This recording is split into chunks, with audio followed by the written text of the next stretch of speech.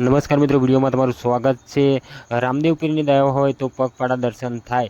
તો વાત કરી લઈએ ગબ્બર ઠાકોર, ભીના ઠાકોર, શ્રવણ ઠાકોર આ રણુજામાં પગપાળા દર્શને ગયા છે। તો મિત્રો 400 થી 500 કિલોમીટર હેડીને ગયા છે।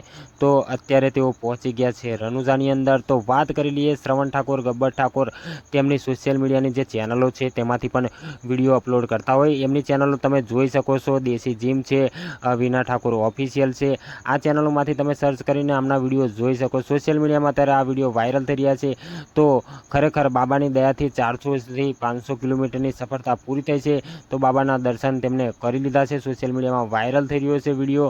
તો આ વિડીયો ખૂબ ટ્રેન્ડિંગ થઈ રહ્યો છે। તો કમેન્ટની અંદર બીજું કંઈ કહેવા નથી માગતો, પણ ગબ્બર ઠાકોર, વિના ઠાકોર ને શ્રવણ ઠાકોર જે આ રામદેવ પીરની દયાથી તેઓ રણુજા પહોંચી ગયા છે। તો આ રામદેવ પીર માટે કમેન્ટની અંદર જય રણુજાવાળા રામદેવ પીર લખી દેજો મિત્રો। બધી મનોકામના તમારી પૂર્ણ થશે। કારણ કે જેના નસીબમાં હોય પગપાળા દર્શન કરવાનું તો જ જઈ શકે। કારણ કે આ ગબ્બર ઠાકોર, શ્રવણ ઠાકોર, વિના ઠાકોર તેઓ પહોંચી ગયા છે બાબાની દયાથી। તો મિત્રો કમેન્ટમાં જય બાબારી, જય રણુજા લખી દેજો તો પણ ચાલશે। તો મળું છું આવા બીજા વિડીયો સાથે, ત્યાં સુધી રજા લઉં છું। બીજું કંઈ કહેવા નથી માગતો, પણ કમેન્ટની અંદર ભગવાનનું જરૂરથી નામ લખી દેજો મિત્રો।